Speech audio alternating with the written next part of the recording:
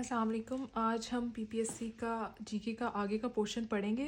GK में पहले हमने एशिया को डिस्कस किया था, जिसमें हमने पाकिस्तान, इंडिया और श्रीलंका को डिस्कस किया था साउथ एशिया में। अब हम साउथ एशिया में मज़ीद आगे जो कंट्रीज़ हैं हम उसको डिस्कस करेंगे।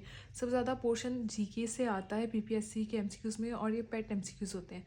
तो आपने जो है पीपीएससी में जो जीके के एमसीक्यूज़ है ना, उस पर ग्रिप रखनी है, क्योंकि पेट एमसीक्यूज़ होते हैं ना, टाइम टेकिंग होते हैं, आपने ना एग्जैक्ट इनको याद कर लेना होता है। ठीक है, तो हम आगे हमने पाकिस्तान, इंडिया, श्रीलंका कर लिया था। अब नेक्स्ट साउथ एशियन कंट्री जो हमारे पास है, इसके बारे में हम पढ़ेंगे, वो है बांग्लादेश। ठीक है, अब हम बांग्लादेश के बारे में पढ़ेंगे। बांग्लादेश जो है वो पाकिस्तान का पार्ट है, वो सबको पता है। और ये कब पाकिस्तान से अलग हुआ? 16 दिसंबर 1971। ये डेट बहुत इंपॉर्टेंट है, सीएसएस में बहुत ज़्यादा आती है, पीएमएस में भी बहुत आती है, और पीपीएससी में बहुत आती है। ठीक है, अब ये क्यों अलहदा हुआ बांग्लादेश पाकिस्तान से? कुछ इश्यूज थे इनके। ठीक है, उसमें ये था कि जॉइंट इलेक्टोरेट था। ठीक है, उन्हें प्रोविंशियल ऑटोनॉमी नहीं थी, लैंग्वेज का इशू था उनका, और 1952 में एक फेमाइन आया था, जिसकी वजह से और इकनॉमिक इंस्टेबिलिटी आ गई। उसके अलावा इकनॉमिक इंजस्टिस था, ईस्ट और वेस्ट पाकिस्तान में कोई पॉलिटिकल इकॉनमी नहीं थी। तो इस वजह से जो है ना, वो पाकिस्तान बांग्लादेश से अलग हो गया। ठीक है, ये चीज़ आपने याद रखनी है, एग्जैक्ट डेट आपने याद रखनी है कि किस में हुआ। उसके अलावा जो बांग्लादेश का कैपिटल है वो है ढाका। ढाका कैपिटल है बांग्लादेश का, और उसकी करेंसी क्या है? टका। ये आपने हर किसी का कैपिटल और करेंसी ये लाजमी याद करनी है, क्योंकि बहुत ज़्यादा आती होती है। ठीक है, ढाका कैपिटल है बांग्लादेश का, और टका उसकी करेंसी है। उसके बाद 1974 में जो है ना ओआईसी कॉन्फ्रेंस हुई थी। ठीक है, उसमें जो है ना पाकिस्तान को एक्सेप्ट कर लिया था बांग्लादेश ने। ओआईसी की 1974 में जो कॉन्फ्रेंस हुई थी, उसमें पाकिस्तान को एक्सेप्ट किया था बांग्लादेश ने। अब उसके बाद है कि ओआईसी की पहली कॉन्फ्रेंस हुई कहाँ थी? वो हुई थी रबात, मोरक्को में। ये भी इससे आता है।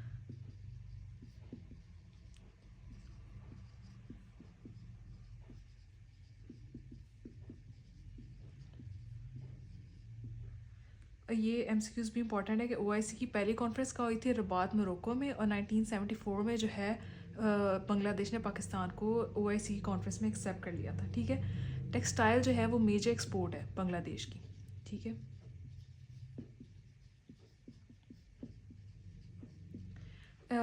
बांग्लादेश जो है ना बहुत ज़्यादा फेमस है इफेक्टिव पॉपुलेशन कंट्रोल की वजह से। इनकी जो पॉलिसीज़ थी ना, उसमें उन्होंने पॉपुलेशन कंट्रोल बड़े अच्छे तरीके से की थी। बाकी कंट्रीज़ को भी सीखना चाहिए उससे। उनकी पॉलिसीज़ से उन्होंने अपनी पॉपुलेशन को बहुत अच्छा कंट्रोल कर लिया था। उसके बाद ढाका जो कि उसका कैपिटल है, उसको सिटी ऑफ मॉस्क भी कहते हैं। जैसे आपसे एमसीक्यू पूछ सकते हैं कि सिटी ऑफ मॉस्क किसको कहते हैं, तो सिटी ऑफ मॉस्क ढाका को कहते हैं। उसके अलावा बांग्लादेश को लैंड ऑफ गोल्डन फाइबर भी कहा जाता है।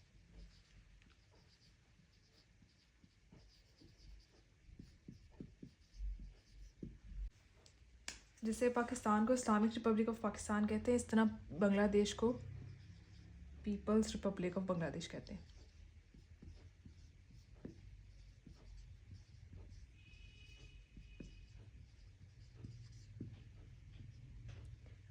बांग्लादेश का जो बॉर्डर शेयर होता है वो दो कंट्रीज से होता है, म्यांमार एंड इंडिया। इन दोनों के साथ बांग्लादेश का बॉर्डर शेयर होता है। सुंदरबंस जो हैं वो बांग्लादेश में है।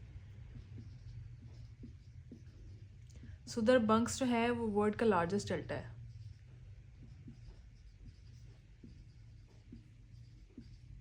ये आपने याद कर रखना है, सुंदरबंस वर्ल्ड लार्जेस्ट डेल्टा है, और वो कहाँ पे है? बांग्लादेश में। बे ऑफ बंगाल भी बांग्लादेश में है, और ये वर्ल्ड लार्जेस्ट बे है। लार्जेस्ट डेल्टा सुंदरबंस है, और बे ऑफ बंगाल वर्ल्ड लार्जेस्ट बे है। फराखा डैम बांग्लादेश में है, जो कि डिस्प्यूटेड टेरिटरी है विद इंडिया।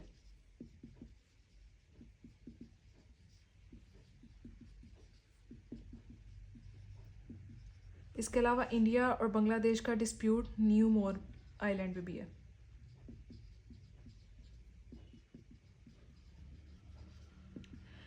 फराखा डैम में डिस्प्यूटेड टेरिटरी है, इंडिया बांग्लादेश के दरमियान न्यू मोर आइलैंड है, ये भी एक डिस्प्यूटेड टेरिटरी है इन दोनों के दरमियान। एक चीज़ आपने याद रखनी है कि ढाका जो कि कैपिटल है, ये एमसीक्यूज़ आया हुआ है कि उसका ओल्ड नेम क्या है, तो उसका ओल्ड नेम है जहांगीर नगर।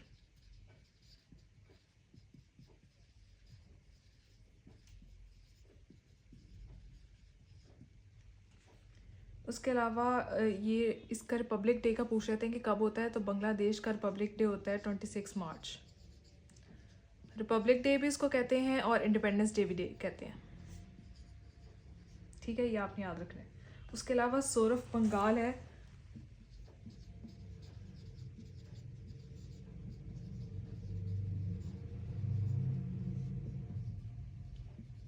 दामोदर रिवर है, उसको सोर ऑफ बंगाल कहा जाता है, ठीक है। ये कुछ चीज़ें हैं जो कि बांग्ला।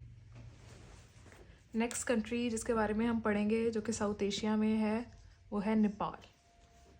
नेपाल में सबसे पहले इसका जो कैपिटल है वो है काठमांडू, और इसकी करेंसी क्या है, रुपीज़, रुपी करेंसी है, काठमांडू कैपिटल। उसके अलावा जो माउंट एवरेस्ट है ना वो भी नेपाल में है,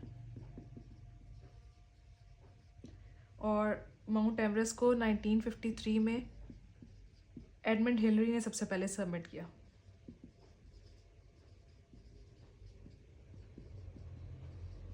एडमंड हिलरी ने सबसे पहले माउंट एवरेस्ट को सबमिट किया था 1953 में।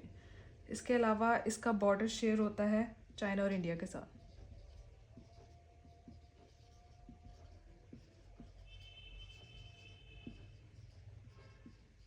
चाइना इंडिया के साथ नेपाल का बॉर्डर शेयर होता है। यहाँ पे एक एयरपोर्ट है, हिलरी टेंजिंग एयरपोर्ट। आ जाता है कि हिलरी टेंजिंग एयरपोर्ट कहाँ है, तो वो नेपाल में। इसके अलावा बुद्धा की जो बर्थ हुई थी वो भी नेपाल में हुई।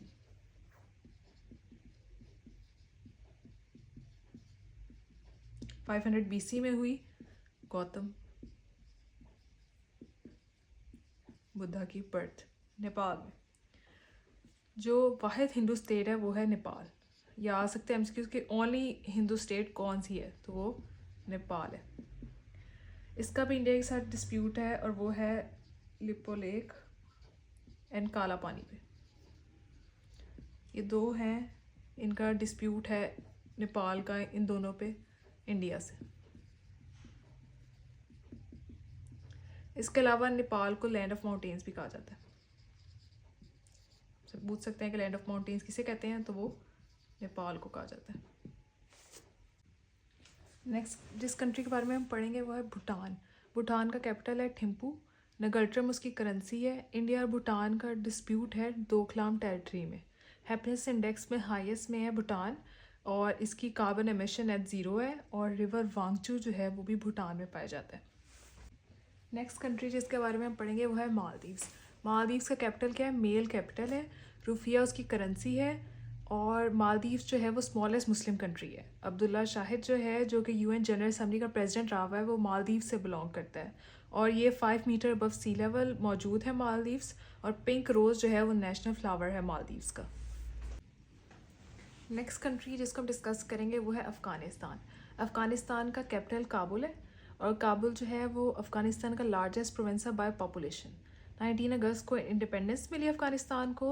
मोहम्मद ज़ाहिर शाह लास्ट किंग है अफ़गानिस्तान के। एमसीक्यूज़ बहुत दफ़ा रिपीट हुआ है।